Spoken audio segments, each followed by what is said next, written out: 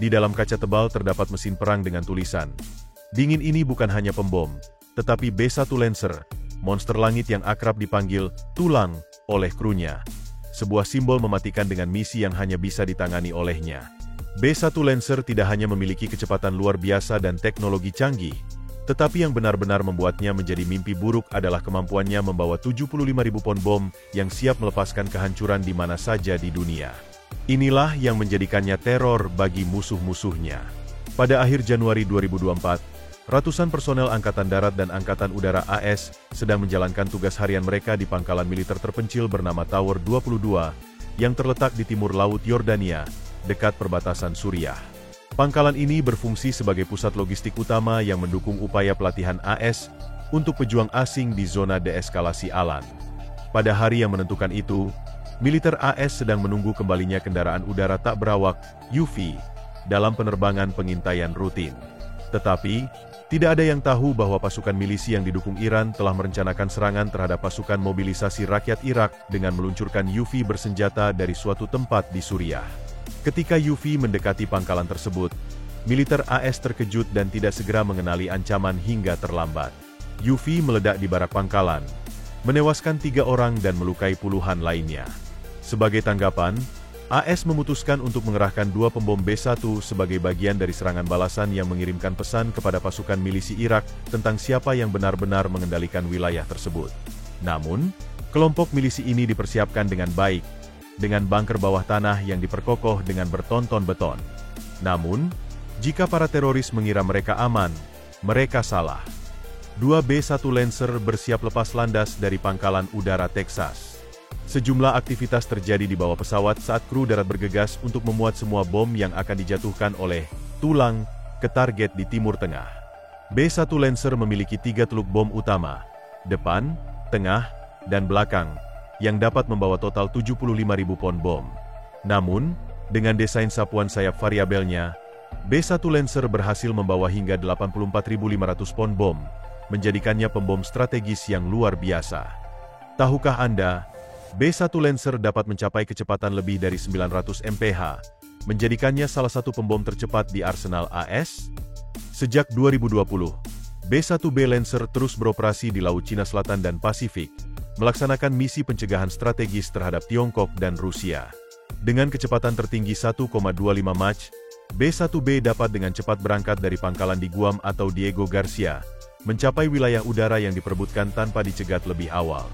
Kehadiran B-1B sering memaksa musuh untuk mengerahkan pencegat, tetapi berkat kecepatannya yang superior, ia dapat dengan mudah menghindari mereka, mundur ke tempat yang aman, dan terus mempertahankan superioritas udara.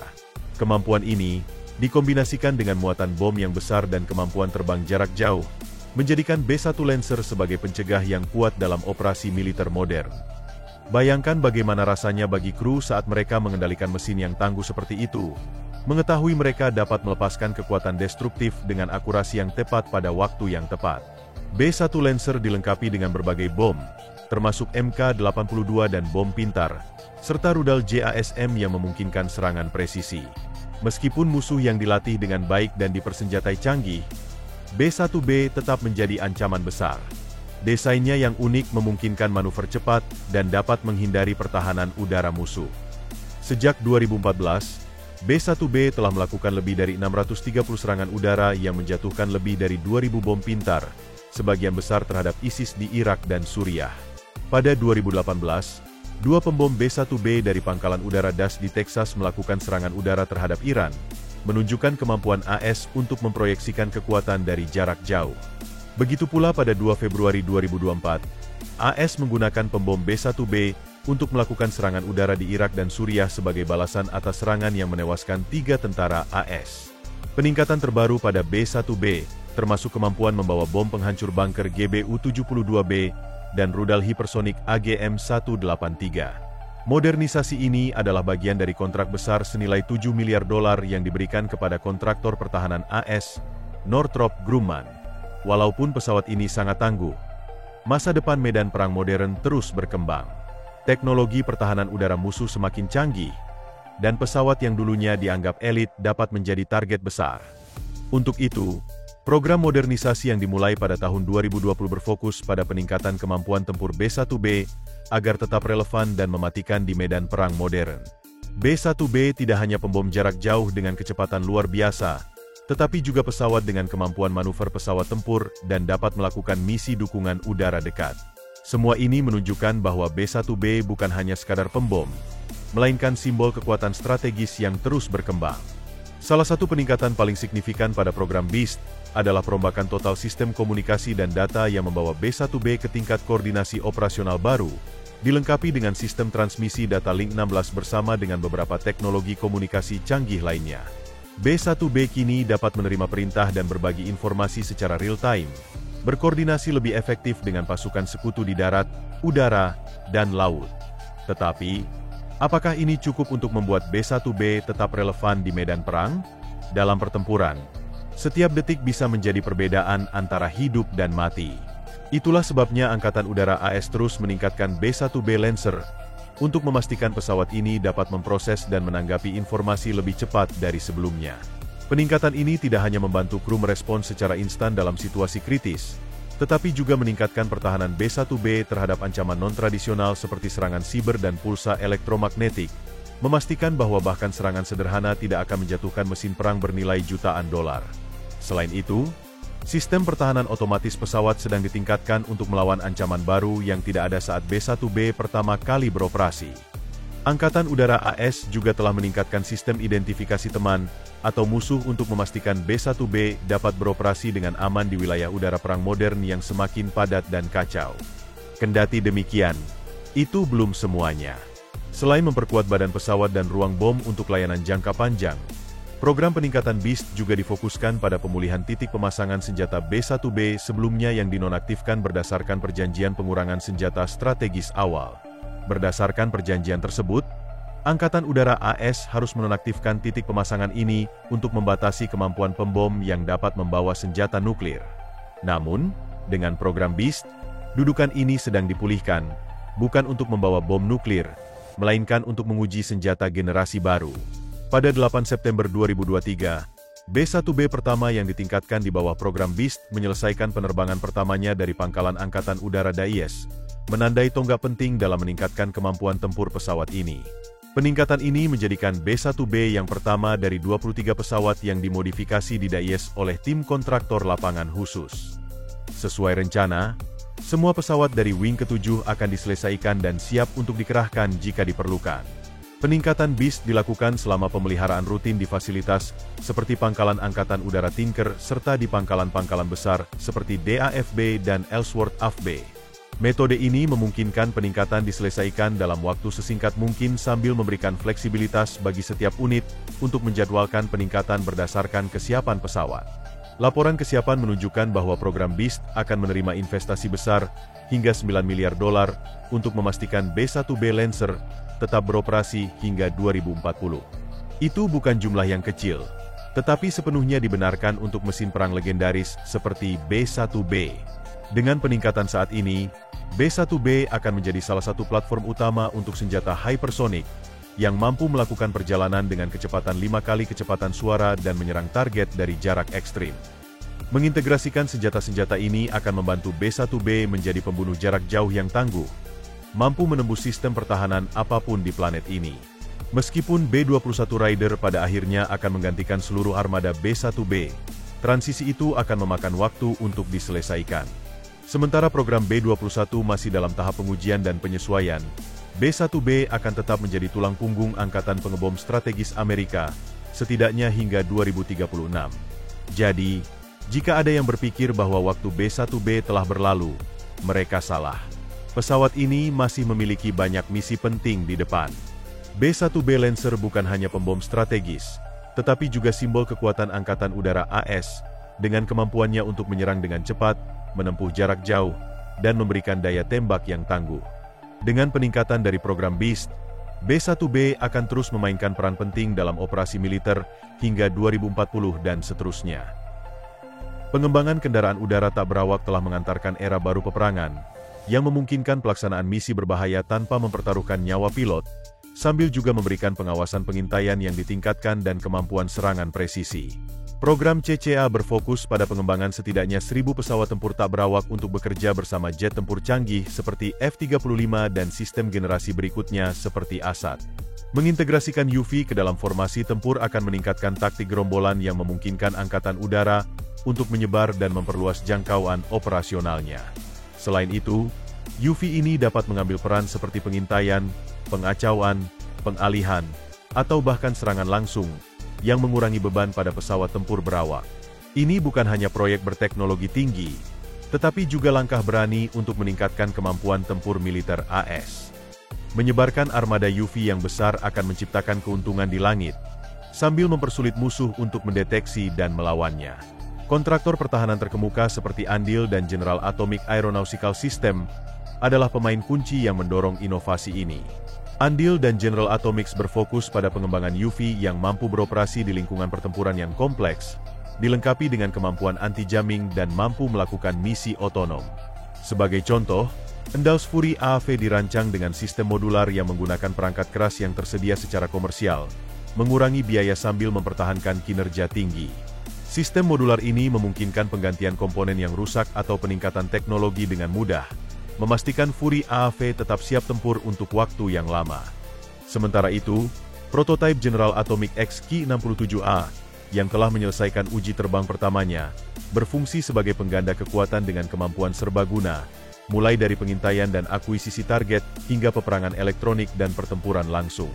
XQ-67A dirancang untuk bertindak sebagai wingman setia yang mampu berbagi data intelijen, menyerang target, dan bahkan memberikan dukungan tembakan untuk pesawat berawak, membentuk tim tempur yang terkoordinasi dengan mulus. Tidak berhenti di situ.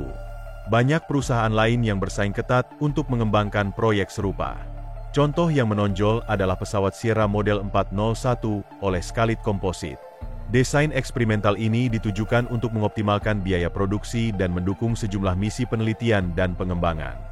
Model 401 berfungsi sebagai platform untuk menguji teknologi mutakhir, seperti kecerdasan buatan, AI, dalam pengendalian pesawat, sistem komunikasi aman, dan otomatisasi misi yang kompleks.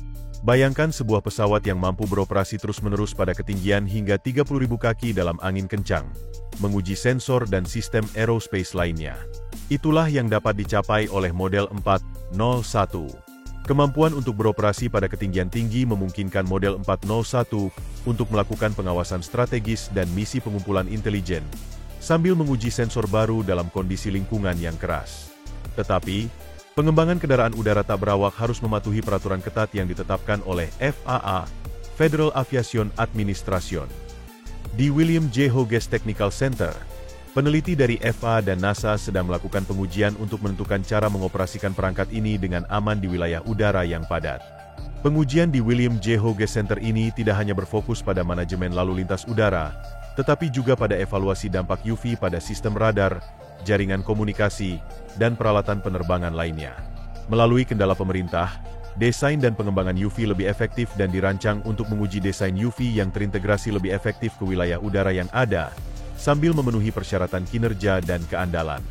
Model 437 Vanguard adalah contoh utama dari pendekatan ini, yang menggabungkan teknologi penerbangan canggih dengan standar keselamatan yang ketat. Model 437 menawarkan kapasitas muatan yang lebih tinggi dan menggabungkan fitur siluman canggih, teknik desain digital, serta kemampuan untuk beroperasi dalam mode berawak dan tak berawak. Kemampuan pasangan ganda ini mewakili tren baru dalam pengembangan UV, di mana pesawat dapat digunakan secara fleksibel untuk berbagai misi.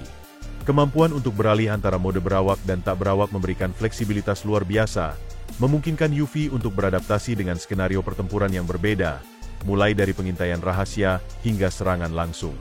Ini adalah lintasan yang jelas untuk masa depan, karena sistem digital terus membentuk industri penerbangan.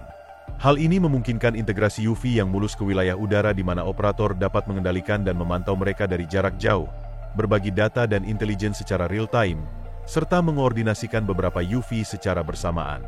Ini menciptakan jaringan pesawat tak berawak yang sangat efisien, secara signifikan meningkatkan kemampuan angkatan udara.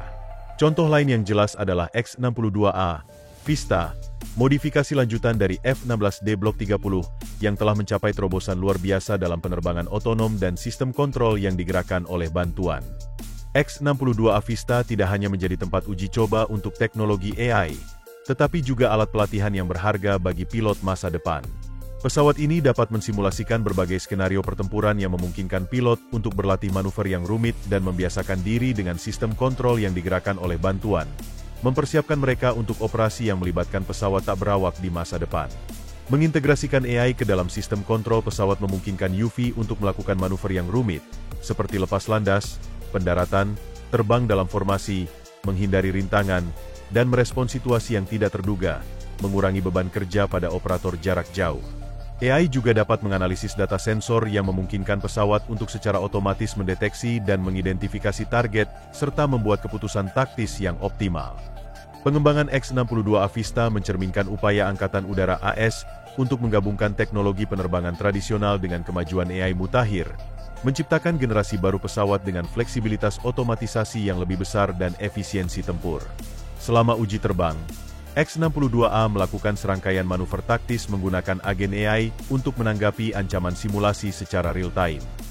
Menurut Anda, apakah kecerdasan buatan dapat sepenuhnya mengubah cara perang dilakukan? Bagikan pemikiran Anda dalam komentar di bawah ini.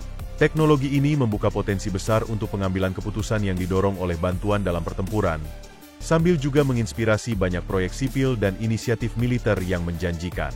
Salah satu contoh yang menonjol adalah program Skyborg Vanguard Angkatan Udara AS, sebuah inisiatif ambisius untuk mengembangkan armada pesawat tempur tak berawak yang dilengkapi dengan teknologi AI canggih. Teknologi militer Skyborg dipandang sebagai komponen penting dari strategi komando dan kontrol semua domain gabungan. Strategi ini bertujuan untuk mengintegrasikan pasukan militer di semua domain peperangan, darat, laut, udara, dunia maya, dan luar angkasa, menjadi sistem komando dan kontrol terpadu yang mampu memberikan respons yang cepat dan efektif terhadap ancaman yang muncul. Skyborg akan memainkan peran penting dalam jaringan ini, menawarkan kemampuan otomatis dan fleksibel untuk serangan, pengintaian, dan dukungan tempur. Program ini mencerminkan perubahan dalam pola pikir strategis Angkatan Udara AS, dari memprioritaskan platform senjata kompleks yang mahal, ke pengembangan sistem biaya rendah yang dapat digunakan dalam jumlah besar dan mudah diganti.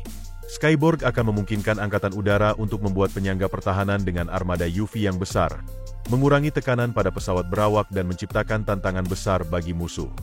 Sementara itu, banyak inisiatif lain yang dilakukan oleh Angkatan Udara AS untuk meningkatkan kesiapsiagaan pasukan mereka dalam menghadapi pertempuran skala besar, dari kecerdasan buatan hingga peningkatan UV, semuanya memainkan peran dalam membuat Angkatan Udara semakin siap menghadapi ancaman yang lebih besar.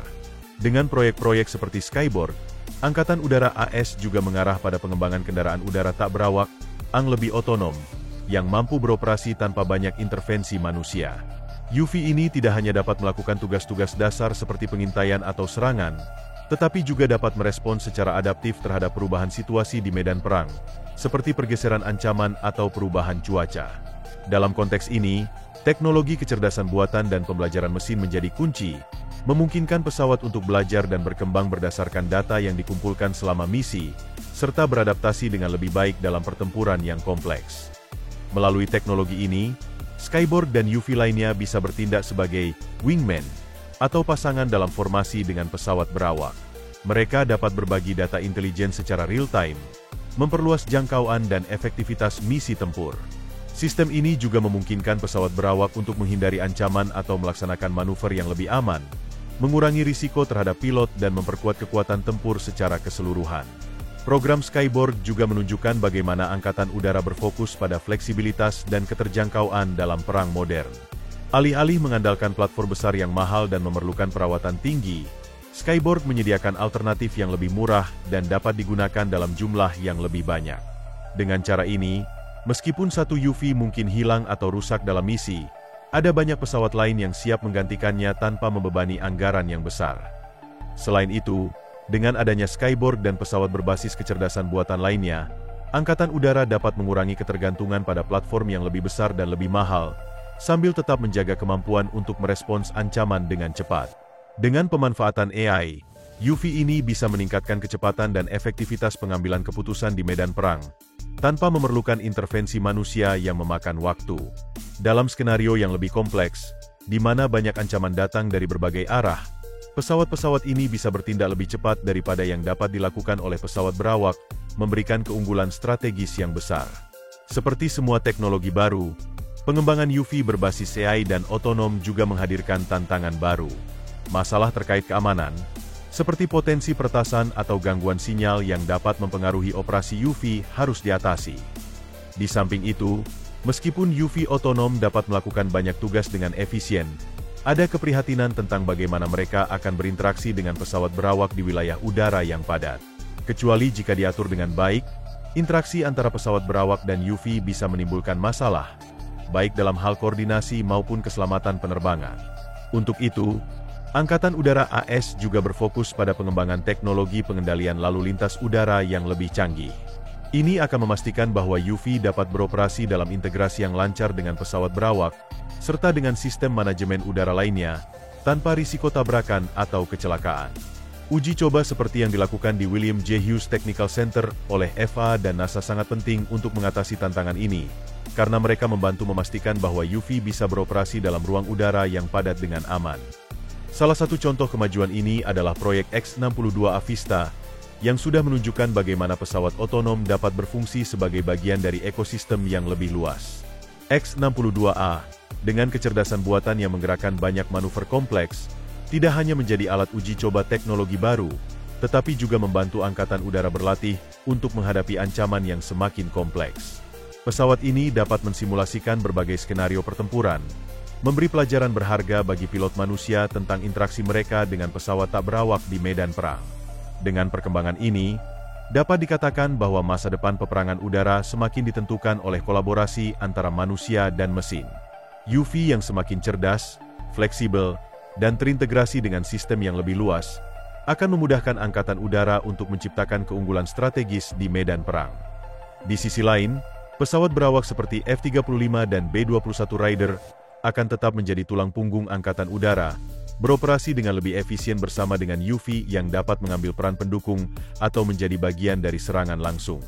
Pada akhirnya, meskipun ada banyak tantangan teknis dan strategis dalam mengintegrasikan UV ke dalam kekuatan udara, manfaat yang dihasilkan jauh lebih besar. Teknologi ini tidak hanya akan mengubah cara peperangan udara dilakukan, tetapi juga akan mengarah pada era baru di mana Angkatan Udara AS akan lebih siap, lebih fleksibel, dan lebih mampu menghadapi ancaman dari berbagai arah, kapan saja dan di mana saja. Desain senjata Valkyrie menekankan pada operasi siluman dan kecepatan tinggi. Valkyrie memiliki panjang sekitar 28,9 kaki dengan lebar sayap 22 kaki dan berat lepas landas maksimum sekitar 6.000 lb. Pesawat ini didukung oleh mesin turbofan Williams FJ3335A yang memungkinkan kecepatan tertinggi sekitar 6,52 Mach dan jangkauan hingga 2.420 mil. Anda mungkin akan terkejut mengetahui bahwa harga Valkyrie hanya sebagian kecil dari pesawat tempur berawak seperti F-35, sekaligus menawarkan efisiensi biaya yang luar biasa untuk misi berisiko tinggi. Biaya produksi satu unit Katos X Ki-58 Valkyrie berkisar antara $2 juta hingga $3 juta, dibandingkan dengan $80 juta hingga $100 juta yang dibutuhkan untuk memproduksi F-35. Perbedaan biaya yang signifikan ini memungkinkan Angkatan Udara AS untuk memperoleh sejumlah besar pesawat Valkyrie untuk menjalankan misi berisiko tinggi tanpa memberikan tekanan besar pada anggaran pertahanan. Valkyrie memiliki penampang radar yang sangat kecil, menjadikannya sulit terdeteksi, atribut penting untuk misi siluman. Selain itu, kemampuan jangkauannya yang jauh membuatnya ideal untuk serangan mendalam ke wilayah musuh dan operasi patroli pertempuran udara. Dilengkapi dengan teluk senjata internal dan sayap yang mampu membawa berbagai muatan, mulai dari amunisi berpemandu presisi hingga sistem peperangan elektronik, Valkyrie menunjukkan keserbagunaan yang luar biasa. Teluk senjata internal Valkyrie dapat membawa muatan hingga 1.100 lb, termasuk bom berpemandu, bom berdiameter kecil, SDB, rudal udara ke udara jarak pendek seperti AM-9X Sidewinder, rudal udara ke darat seperti rudal jarak jauh udara ke permukaan AGM-158, dan peralatan peperangan elektronik seperti pengacau radar pita lebar, pengacau komunikasi, dan perangkat intelijen sinyal. Kemampuan kustomisasi senjata Valkyrie memungkinkannya beradaptasi dengan berbagai misi. Titik keras sayap eksternal yang dapat dipindahkan dapat membawa muatan maksimum 2.400 lb, termasuk senjata yang mirip dengan yang ada di teluk internal atau peralatan khusus lainnya. Selain itu, Valkyrie memiliki titik keras tambahan untuk membawa POD peperangan elektronik atau POD pengintaian. Fitur-fitur ini telah diuji secara ketat dalam portofolio PAA, pembunuh kolaboratif otonom terjangkau, yang mengevaluasi kemampuan Valkyrie untuk menembus wilayah udara yang dijaga ketat. Program PAC ini lebih dari sekadar uji teknis, melainkan merupakan pertempuran langsung antara teknologi siluman Valkyrie dan firewall pertahanan udara paling kuat di dunia. Para ahli militer menggambarkan ini sebagai pertempuran untuk superioritas udara di era baru, di mana UV harus membuktikan kemampuan bertahan dan tempur mereka dalam lingkungan yang paling berbahaya, yaitu area yang dibentengi dengan sistem penolakan area, A2ED. Sistem A2ED mencakup pertahanan berlapis-lapis mulai dari SAM jarak pendek seperti T-72 dan Buk, hingga sistem jarak menengah seperti NASAM dan Patriot, serta sistem jarak jauh seperti S-300, S-400 Rusia, atau Haki-9 Cina. Bayangkan, selimut api, di langit yang diciptakan oleh serangkaian SAM dengan jangkauan dan kemampuan yang bervariasi, mulai dari rudal jarak pendek yang dapat menghancurkan target secara instan hingga pencegat jarak jauh yang mampu menetralkan ancaman hingga ratusan mil jauhnya. Sistem ini bekerja bersama untuk membentuk jaringan pertahanan yang sangat sulit ditembus. Selain daya tembak yang luar biasa, zona A2ED juga merupakan medan perang teknologi dengan sistem radar canggih yang dapat menyapu langit, serta sistem peperangan elektronik presisi tinggi yang dapat mengganggu dan membutakan peralatan musuh, serta tindakan balasan yang dapat menyembunyikan posisi pertahanan dengan sempurna.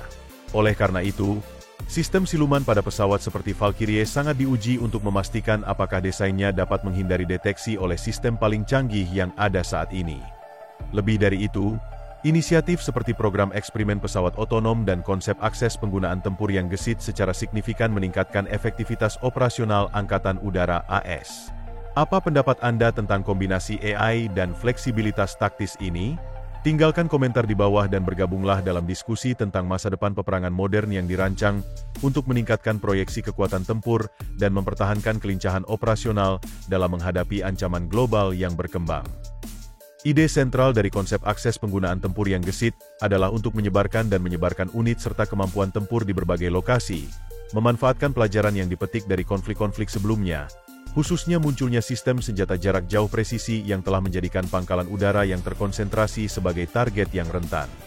Strategi ACE tidak hanya berfokus pada angkatan udara, tetapi juga mempromosikan integrasi antara semua cabang militer, termasuk angkatan udara, angkatan laut, dan angkatan darat. Ini memfasilitasi operasi gabungan yang memaksimalkan kekuatan unik dari setiap cabang dengan menantang sistem logistik dan hub transportasi yang ada. ACE bertujuan untuk mengubah rantai pasokan dari model tarik yang dioptimalkan untuk efisiensi menjadi model dorong yang berfokus pada efektivitas misi dalam operasi yang tersebar.